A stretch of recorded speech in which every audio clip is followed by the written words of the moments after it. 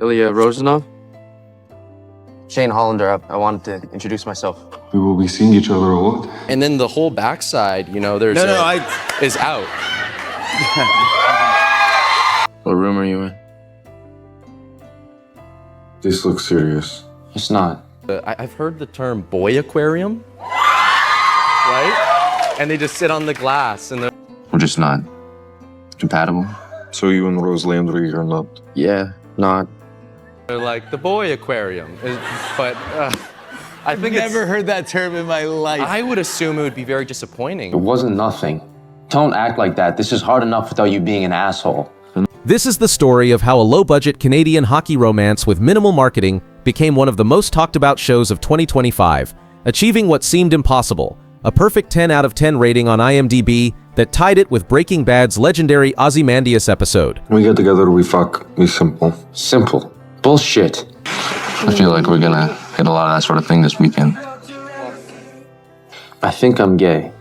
What makes you think that? Fuck you, you're not gay. No, not completely. The first week after Heated Rivalry premiered in late November 2025, it pulled in just 30 million streaming minutes and couldn't even crack the top 50 streaming programs. But by the time the season finale dropped on December 26th, that number had exploded to 324 million minutes, more than a tenfold increase that left industry analysts scrambling to understand what happened. So what made fans fall so completely in love with this show that they turned it into a word-of-mouth phenomenon? Great pass. Where I go? You should give us a chance to get to know each other. Compatible. I thought I knew what it meant, but I wanted to be sure. She's great, but Okay, so you're gay, so what? well, it's kind of a big deal. To me, at least. I don't think I can keep pretending I don't like you anymore. Let's start with what Heated Rivalry actually is. Jacob Tierney created, wrote, and directed this 6-episode Canadian television series for the streaming platform Crave, basing it on Rachel Reed's novel of the same name, which was the second book in her Game Changers series published back in 2019. Did either of you read the book when you auditioned for this? No, we didn't even know about hockey, smut, and romantic. Like,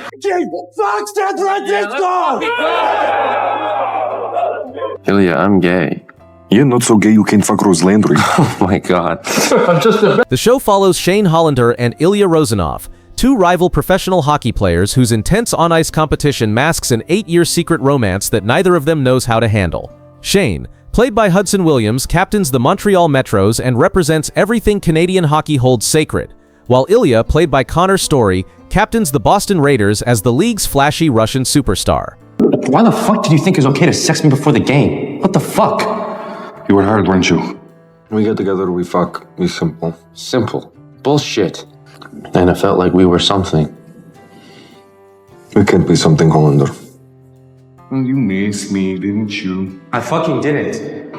And I still beat your ass. Barely. It wasn't nothing. Don't act like that. This is hard enough without you being an asshole. What begins as a hookup between confused teenagers evolves into something neither of them can ignore, even as they build their careers in a sport that historically hasn't welcomed openly gay players. Crave premiered the show in Canada, while HBO Max picked it up for the United States, Australia, and several other territories through a licensing deal worth approximately $600,000 per episode, which sounds like a lot until you realize it's actually a modest investment in the streaming world. so this is basically 90% of where I was filming, but it's like People say you're not funny. They do? Yeah. They say you're boring too. No. We don't need music. Where do I go? Underneath. Where do I go? Casey Bloys from HBO Max would later call it an incredible investment, which might be the understatement of the year. But before we get to its explosive success, we need to understand how this show even got made, because the journey itself reveals a lot about why it connected so deeply with audiences. Jacob Tierney, best known for creating Canadian hits like Letterkenny and Shoresy, discovered Rachel Reed's Game Changers novels during the COVID-19 pandemic when he stumbled across an article in the Washington Post about the romance book industry. Fuck you, he played hockey for McGill. Whoa, what the fuck is McGill? Is McGill a town? It's a really good school. What hooked Tierney wasn't just the premise of rivals falling for each other, it was how the story used intimacy as a language of connection between two men who couldn't express their feelings any other way. He explained it this way: sex is character development. It's not just a random scene in every episode. They learn about each other and they learn about themselves through this. I love you. I love it. But he also had serious doubts about whether the story could be adapted while keeping the book's explicit content intact. And even though queer romances like Heartstopper had become popular, Tierney knew Heated Rivalry was fundamentally different because of how central physical intimacy was to the storytelling. How about you tell me everything that's on your mind, but in Russian? Tierney first reached out to Reed in 2023 to discuss adapting the books, which meant he had to convince potential financiers that this vision was worth pursuing without watering it down. And here's where it gets interesting, because according to both Tierney and co-producer Brendan Brady, they kept meeting with studio executives who wanted to fundamentally change the story, or fundamentally change the tone. What's the intimacy garment?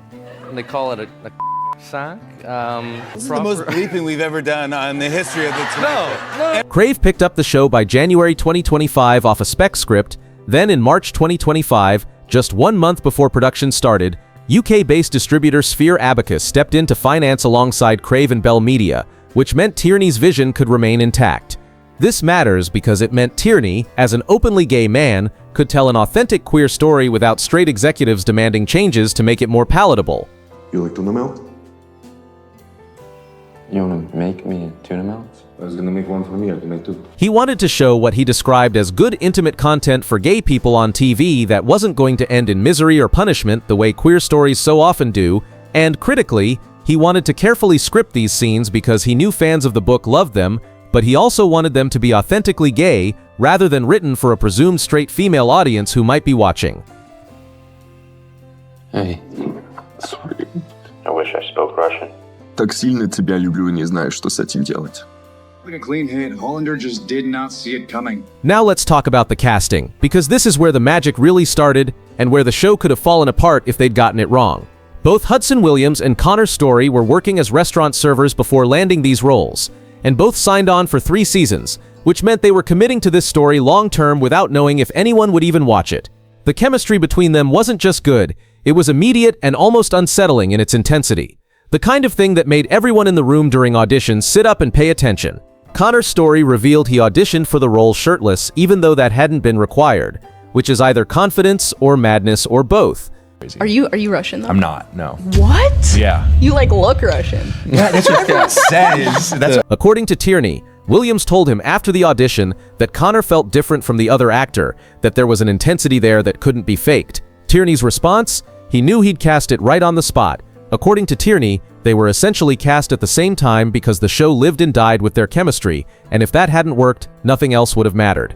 The more you learn about us, the more you realize that I'm actually probably more Shane in real life, and you're actually more Ilya in real life. You have to stretch your hips. I doubt your hips are being stretched. Oh, sorry, I didn't know what was happening. I didn't see what's happening here. This wasn't just about physical attraction or even acting ability. It was about finding 2 actors who existed in the same emotional wavelength and could communicate that to an audience.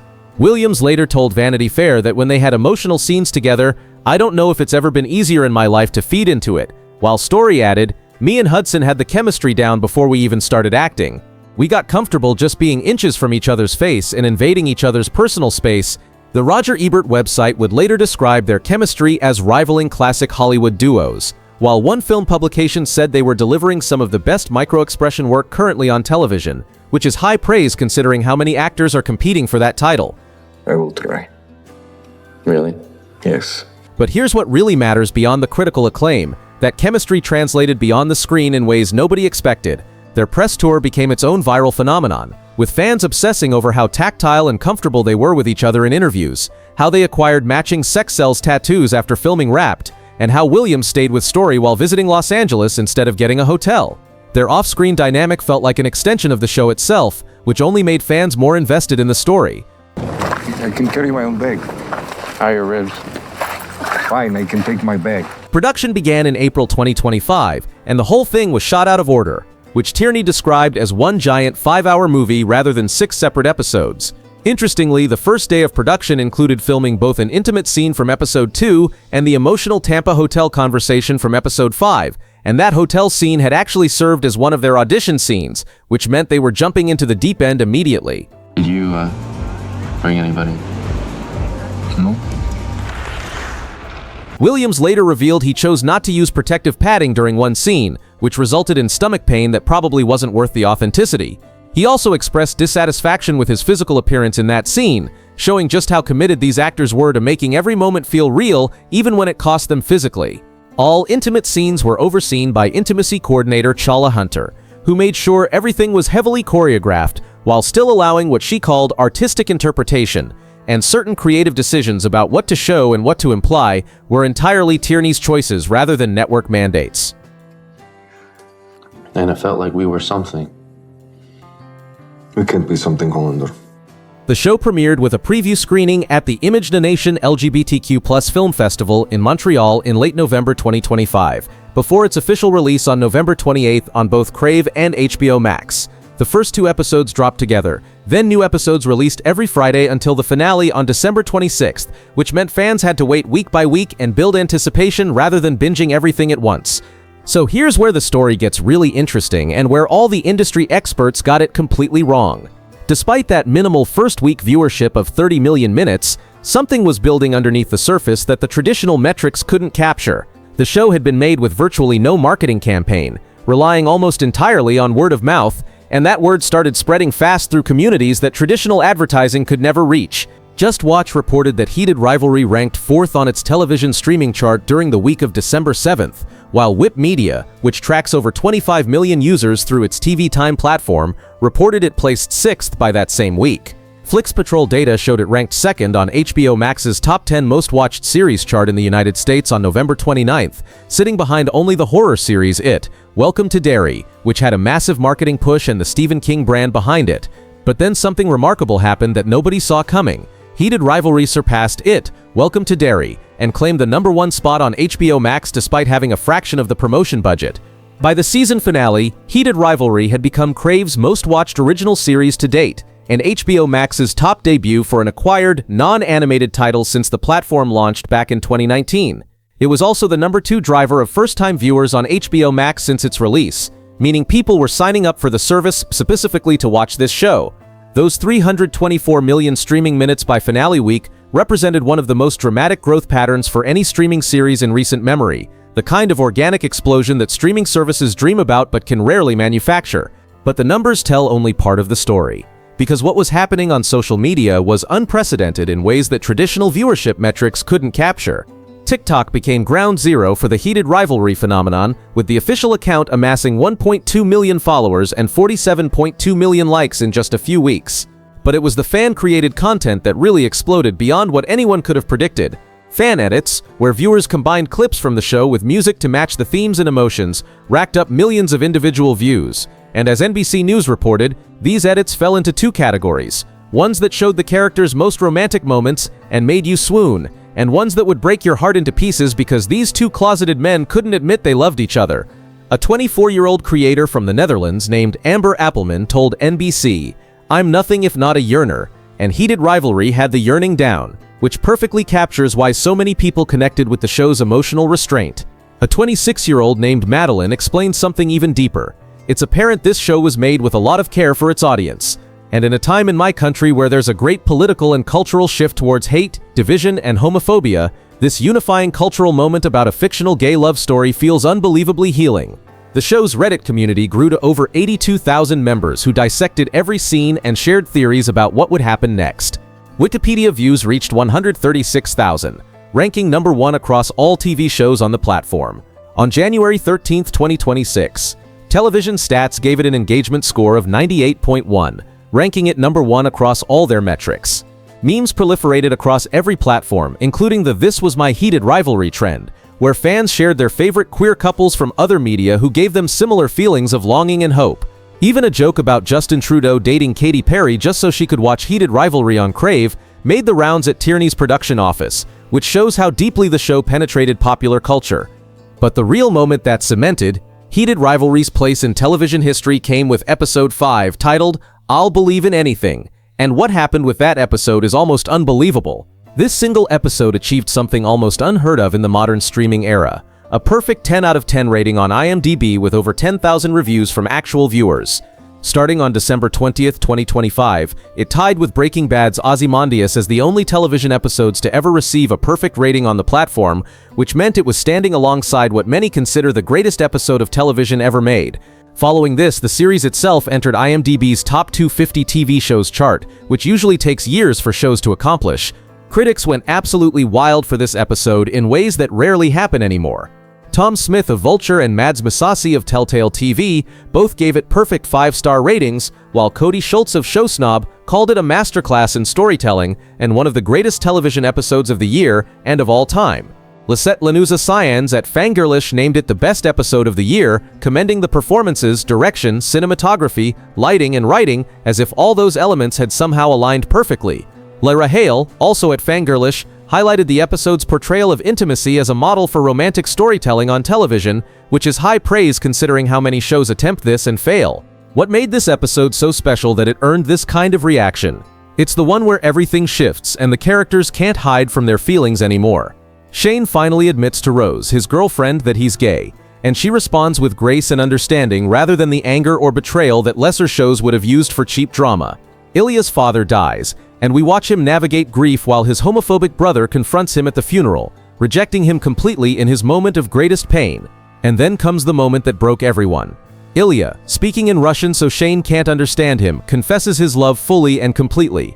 Shane doesn't speak Russian, so he has no idea what's being said, but we do, and it's the first time either of them has said "I love you" out loud, even if only one of them knows it's been said. One IMDb reviewer captured what so many people felt. Episode 5 affected me in ways I can't fully explain. It stayed with me long after it ended, and genuinely changed how I see the story and its characters. Few series manage to create that kind of emotional impact, and Heated Rivalry does it effortlessly. The critical reception extended far beyond just one episode, and showed how the entire series was connecting with audiences and critics alike. On Rotten Tomatoes, the series holds a 99% critic score from 68 reviews, which is almost impossible to achieve.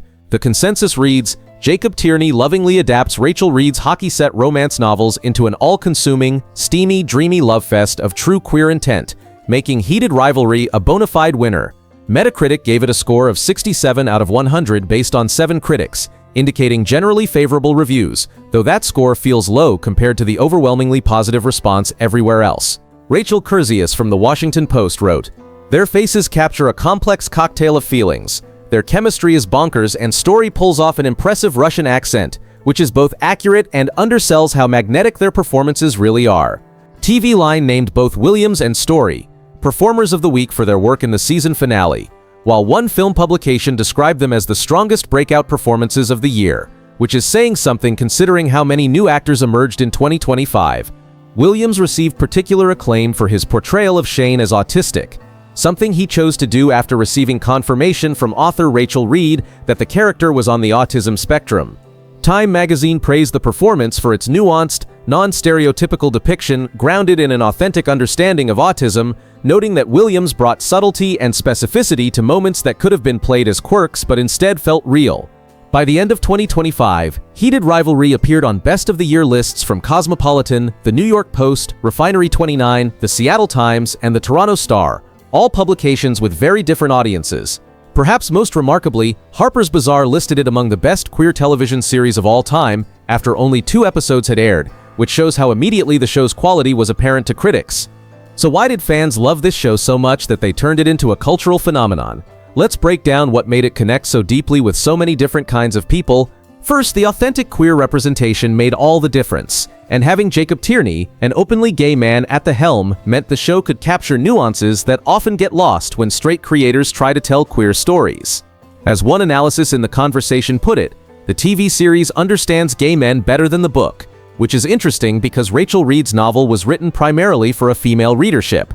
Tierney's adaptation captured elements of gay male relationships that came from lived experience rather than imagination.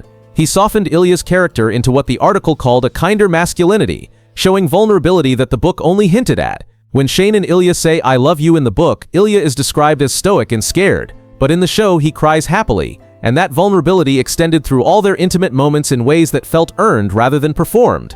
Tierney also emphasized consent in ways the book didn't explicitly show, which might seem like a small detail but actually changed everything. He explained it this way: consent is prevalent and very much an expectation in the gay community, and by showing Shane and Ilya constantly communicating about boundaries even in passionate moments, he made the intimacy feel both authentic and, as one reviewer noted, even hotter. This wasn't gratuitous content thrown in for shock value, it was character development, communication, the language of a relationship that had no other safe space to exist. Second, those intimate scenes themselves became a crucial part of why fans loved the show rather than something to skip or fast forward through. Fans on social media frequently noted, "If you skip these scenes, you're missing a large part of the plot." And that's absolutely true in ways that most shows with intimate content can't claim. In early episodes, physical intimacy is the only way Shane and Ilya communicate because they barely speak outside of bed. But as the show progresses and they finally start having conversations, really talking to each other about their lives and feelings and fears, everything changes. The intimacy becomes more vulnerable, more about emotional connection than physical release. Episode 5 notably contains no on-screen intimate content, and fans recognize this as showing the shift in their relationship, that they'd reached a new level of intimacy that didn't require physical closeness to express. Third, the performances were exceptional in ways that elevated every scene beyond what was written on the page. Hudson Williams brought an incredible subtlety to Shane, conveying internal thoughts through micro-expressions and body language that let viewers understand what he was thinking even when he couldn't say it. He cited Rooney Mara in Carol and Trevante Rhodes in Moonlight as inspirations for his portrayal, which makes sense when you watch him work. Author Rachel Reed herself said about Williams, "What that guy does with his face tells a whole story. It's all in the acting. You can see everything that Shane is thinking and feeling." Connor Story, who is from Texas, studied Russian and developed an authentic accent for his English dialogue, which could have been a gimmick, but instead became essential to his character. His performance of Ilya's grief when his father dies, delivered entirely in Russian during an argument with his homophobic brother, was particularly praised because you could feel the emotion even if you didn't understand the words. Whitney Evans of TV Fanatic highlighted his Russian accent work and screen presence, while multiple reviewers noted his ability to convey emotional depth and vulnerability in ways that made Ilya feel like a real person rather than a character. Fourth, the show was remarkably faithful to the source material in ways that united book fans and show fans instead of dividing them. Liz Duff, a Canadian pop culture expert, told Newsweek, "Heated Rivalry is an anomaly in the era of adaptation television, where the jump from page to screen is so true to the source material that the fans have nothing to fight about.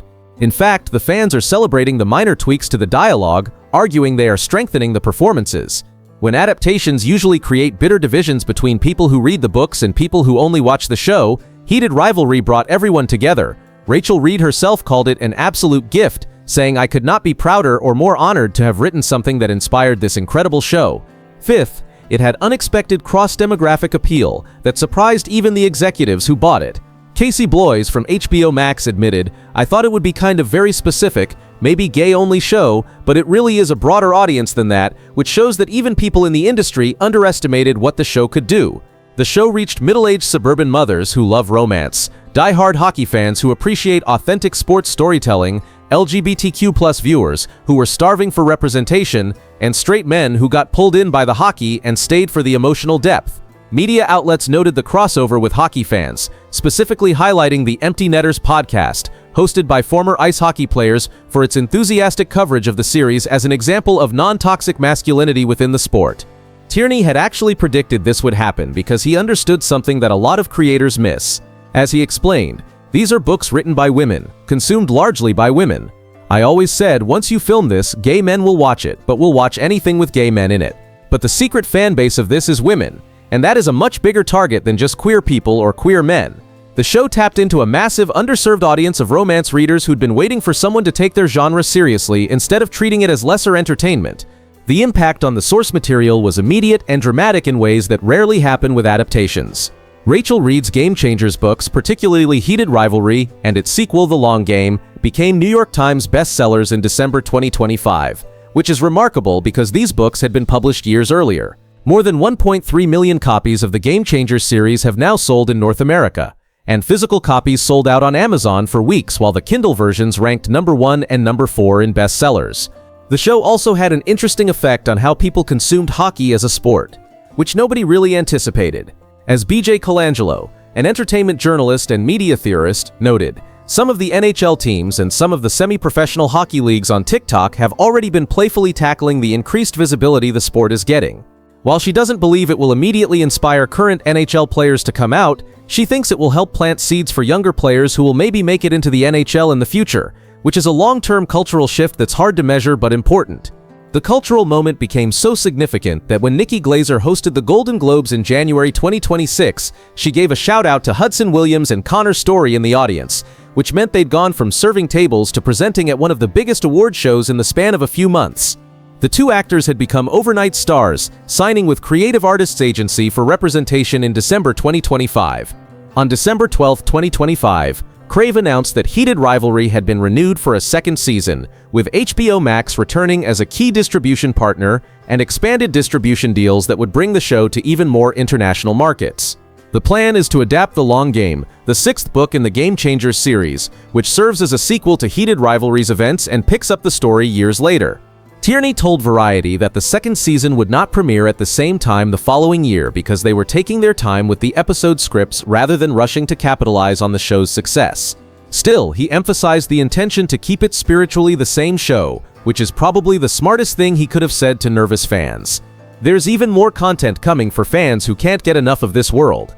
On January 12, 2026, Rachel Reed officially announced Unrivaled, a seventh Game Changers novel and the third book focusing on Shane and Ilya. Set for release on September 29, 2026, it picks up after their relationship becomes public and deals with backlash from parts of the hockey world that aren't ready to accept them. With Williams and Story signed for 3 seasons and this new book on the horizon, the story has plenty of room to continue growing. Now it's worth addressing that not everyone agrees on just how successful Heated Rivalry actually was, because streaming numbers are notoriously opaque. An article from Outkick questioned whether the show was as popular as HBO and the media portrayed it, noting that Heated Rivalry didn't appear on Nielsen's weekly streaming top 10 during its debut window, which is the traditional measure of success. The article pointed out that HBO released what it called careful metrics like top 5 in scripted debuts, and top debut for an acquired non-animated title rather than raw viewership numbers that could be compared to other shows. HBO Max didn't provide clarification when asked, which only fueled speculation. This raises legitimate questions about how streaming success is measured and marketed, and whether platforms are gaming the system by choosing metrics that make their shows look better than they are. But what's undeniable is the show's cultural footprint, which exists regardless of how many people actually watched it. Whether or not it topped every possible chart, it created a conversation that spread across multiple platforms, built a passionate fan base that continues to grow, generated millions of social media engagements that money can't buy, revitalized a book series years after publication, and earned near-universal critical acclaim from reviewers who see hundreds of shows every year. There's also been some conversation around the actors' personal lives, specifically whether they're actually gay in real life. Neither Hudson Williams nor Connor Story has publicly discussed their sexuality, which led to some criticism from people who felt queer roles should be played by openly queer actors who've lived that experience. Jordan Firstman, an actor from the show I Love LA, initially raised concerns about this but later walked back his comments and even took a friendly photo with Williams at an HBO Max event, showing that the conversation was more complicated than it first appeared. Tierney addressed his casting choices directly, explaining, "I don't think there's any reason to get into that stuff. I'll tell you something about the casting of both of these roles. You can't ask questions like that when you're casting, right? It's actually against the law, so what you have to gauge is somebody's enthusiasm and willingness to do the work." He praised both actors for their commitment to making the story feel authentic and real, which is ultimately what mattered on screen. Francois Arnault, who plays Scott Hunter and came out as bisexual in 2020, has been protective of his younger co-stars as they navigate sudden fame and these conversations about representation and authenticity that don't have easy answers. It's also worth noting that despite all its success and acclaim, Heated Rivalry is ineligible for consideration at the Primetime Emmy Awards because it doesn't meet the Television Academy's eligibility requirements for US productions, which is a technicality that seems increasingly absurd in the streaming era. This is unfortunate because the performances, writing, and direction received widespread critical praise that would typically lead to Emmy consideration. But awards aren't everything, and the show has already achieved something arguably more valuable. It's become a cultural phenomenon that genuinely mattered to people during a difficult time. Justin Stockman, Senior Vice President at Crave, summed up what Heated Rivalry means for Canadian television. "I think Canada has gotten a bit of a bad rap as the place you come to make cheap stuff. We do have a lot of great tax credits, but we also have a lot of really great creatives that are globally known. We've been really pushing that story, and now it's great that this show comes out, has a global reception, and is created by Canadians." Jacob Tierney added, "This has been so great for Crave and for the Bell Originals department, who now have a flagship 1-hour drama that they can say, 'We did this, and we sold it everywhere.'" which is the kind of validation that Canadian creators rarely get. For HBO Max, Casey Bloys kept his assessment simple and direct. From a business point of view, the money we spent for acquisition was an incredible investment. He also made clear that HBO wouldn't be interfering with Season 2, saying, "I think the last thing the show needs is people meddling in what works," which is refreshingly self-aware for a network executive. So let's come back to where we started and answer the question that's been hanging over this entire story. Why did fans love Heated Rivalry so much that they turned it into a global phenomenon? They loved it because it was authentic in ways that most shows claiming to tell queer stories aren't. Because Jacob Tierney and his team refused to compromise on showing queer love honestly and joyfully, even when executives wanted to water it down. Because Hudson Williams and Connor Story brought chemistry so intense it felt like watching real people fall in love rather than actors playing roles. Because it treated romance, a genre often dismissed as lesser or frivolous, with the care and artistry it deserves. Because it proved that intimate scenes can be necessary to storytelling rather than gratuitous add-ons. Because it gave LGBTQ+ viewers, especially gay men, a story where they could see themselves as whole, complicated, vulnerable, and worthy of a happy ending instead of tragedy. They loved it because in a time of political division and increasing homophobia, as that 26-year-old fan editor said, this unifying cultural moment about a fictional gay love story feels unbelievably healing, which captures something that goes beyond entertainment. They loved it because after years of queer stories ending in death or misery or punishment, here was one that promised hope from the beginning, and actually delivered on that promise. And they loved it because sometimes, when everything comes together at exactly the right moment, the right story with the right creative team and the right actors hitting at the right cultural moment, you get something that transcends its genre and becomes something people need rather than just want. That's what Heated Rivalry became, a show that started with 30 million streaming minutes and minimal marketing that HBO Max acquired for $600,000 per episode, that was filmed as one giant 5-hour movie with 2 former restaurant servers in the lead roles. This show became one of the defining television events of 2025 in ways nobody predicted. It tied with Breaking Bad's most legendary episode on IMDb. It sold over 1.3 million books and made decades-old novels into bestsellers. It generated 47.2 million likes on TikTok and created a viral ecosystem of fan content. It brought 82,000 people together on Reddit to dissect every scene. It made Hudson Williams and Connor Story into stars virtually overnight. And most importantly, it made millions of people feel seen, feel hopeful, and feel like their stories, the romance stories and the queer stories and the complicated, messy, beautiful love stories, finally mattered enough to be told right. As Rachel Reed, the author who started it all, said, "This show is an absolute gift to me, to fans of the books, and to romance readers in general. I could not be prouder or more honored. I'm the luckiest author ever." And honestly, after watching what this show became and how it touched people's lives across demographics and borders, it's hard to disagree with her.